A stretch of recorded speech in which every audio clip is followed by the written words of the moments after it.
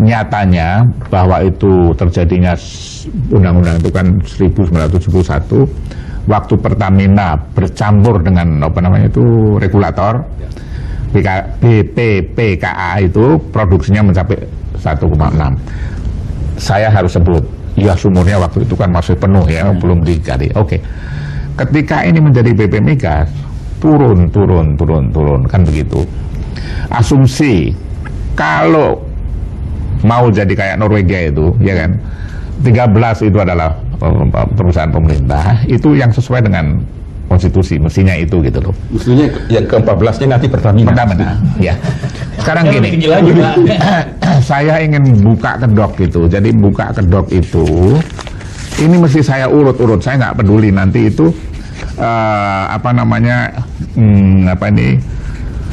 peranan intelektual apa istilahnya itu kalau di belakang itu apa? Dalang itu intelektual apa namanya itu? Dader intelektual. Ini siapa ini intelektualnya itu? Dulu kan kalau tidak salah ini keluar ketika menterinya itu Purnomo ya. Undang-undang Migas. Waktu Purnomo kan? Betul. Nah ini saya minta Purnomo harus keluar dari kandangnya, menjelaskan duduk perkara ini. Ada apa dulu? Kemudian Menkunya saya nggak tahu siapa waktu itu. Kemudian pejabat Pertamina saya nggak tahu pada waktu itu. Pak Bayi Hakim. Pak Bayi Hakim. Ya. Sudah waktunya. Saya nanti mau saya kejar. Betul. Saya kejar. Saya undang ke sini. Pak SBY ya.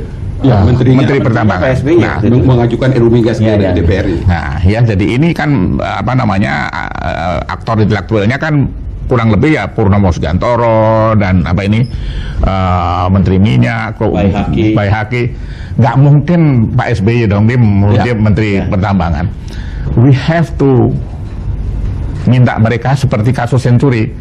Kasus Senturi itu kan harus ada yang dibuka kedoknya, yang paling tahu siapa gitu loh, prosesnya gimana, Pak Kutubi. Ya begini, jadi sejarahnya Undang-Undang Migas ini dari Lowy IMF. Keinginan IMF ingin agar ada liberalisasi dan ada dasar hukumnya. Langkah-langkahnya satu, kuasa pertambangan dari Pertamina harus dicabut. Katanya untuk memisahkan antara peran regulator sama pemain. Perlu saya luruskan, dari dulu berdasarkan Undang-Undang 871 Pertamina tidak pernah merangkap sebagai regulator. Regulator sejak zaman dulu adalah pemerintah. Contoh, dulu produksi minyak kita tinggi di atas kuota OPEC, Pak. Alright. Ya. Setiap delegasi Indonesia selesai konferensi tahunan OPEC memutuskan semua anggota OPEC harus mengurangi produksi. Indonesia harus kurangi produksi karena berproduksi di atas kuota. 200.000 Anda harus kurangi. Begitu mereka balik ke Indonesia, yang memutuskan Caltech harus kurangin sekian, Arco harus kurangin sekian, pemerintah sebagai pemegang kebijakan, sebagai regulator, bukan Dirut Pertamina. Oke. Buktinya itu. Terus waktu itu pemerintahnya yang mana? Orde Baru lah katakan begitu. Orde Baru. Orde Baru. Kalau pemerintah hendak menaikkan harga BBM, yang memutuskan kenaikan harga BBM, yang mengumumkan kenaikan harga BBM, tidak pernah Dirut Pertamina. Itu tugas regulator, tugas pemegang kebijakan, pemerintah, Menteri SDM. Jadi ini perlu diluruskan. Mohon maaf. Senyum-senyum lagi. Ya, senyum-senyum. Jadi pemerintah Pertamina quote unquote difitnah merangkap fungsi itu, regulator itu oleh berbagai pihak yang menginginkan menggolkan Undang-Undang Migas waktu itu. Ya, tapi sayang sekali Pertamina tidak pernah membela diri waktu itu karena Pertamina merupakan perusahaan, jadi yang memfitnah tidak merasa berdosa karena yang difitnah ini adalah perusahaan, bukan orang. Jalan terus Undang-Undang Migas Gold. Jadi sejak zaman dulu tidak pernah Pertamina memegang fungsi regulator dan pemegang kebijakan. Itu porsinya pemerintah.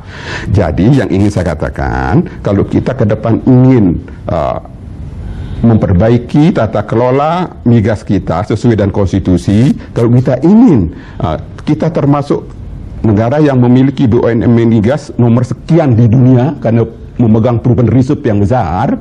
Kalau kita ingin cadangan minyak di Produmi proven reserve bisa dimonetasi oleh negara melalui BUMN-nya, harus kita perbaiki sistem ini sehingga sekaligus untuk mengembalikan kedaulatan negara atas sumber daya migasnya, menghilangkan potensi negara, aset pemerintah diblok oleh rekan perusahaan minyak asing, sekaligus saya mau luruskan dalam kasus Karahabodas, kenapa Pertamina itu kan yang diblok itu account hasil penjualan LNG.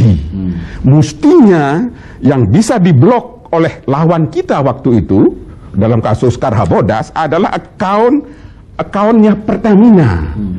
Accountnya pemerintah berbeda. Jadi dari ekspor LNG sebesar 100 miliar dolar gitu, itu ada bagian Pertamina, ada bagian pemerintah. Mestinya yang diblok oleh lawan kita itu adalah akun Pertamina saja. Sayang sekali pembela kita di forum pengadilan itu tidak menggunakan dalil ini. Jadi sebenarnya kalau Pertamina yang dikasih mengelola, negara aman asetnya. Karena dia yang berkontrak itu B2B. Ya, pemerintah di atas kontrak. Saya perlu tambahin, Pak, jangan lupa juga pada saat Loy itu, karena kita masih menjadi anggota Paris Club, negara miskin yang mendapat pinjaman dari sejumlah negara maju. Pada saat itu semua migas kita tuh disekuritis untuk pinjaman migas itu, ya. Jadi nggak boleh dijadikan agunan oleh yang lain seperti Pertamina. Memang pada saat itu posisi kita lemah karena, nah sekarang kan kita udah bubarkan CGI itu. Kita, menurut saya sudah pemerintah tidak perlu lagi bersikap seperti waktu kita miskin dulu gitu loh. Alright.